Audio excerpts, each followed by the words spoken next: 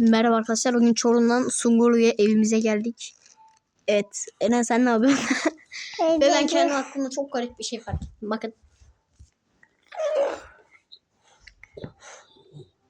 Agaş. Duk.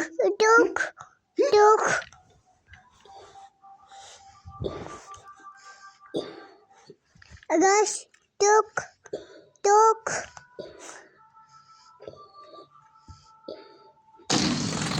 Balonu tutmadan şişirebiliyorum.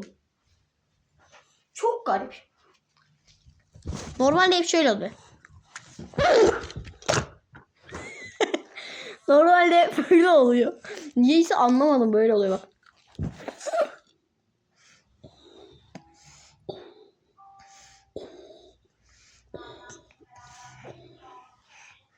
Bayağı da hızlı şişiyor, anlamadım ya.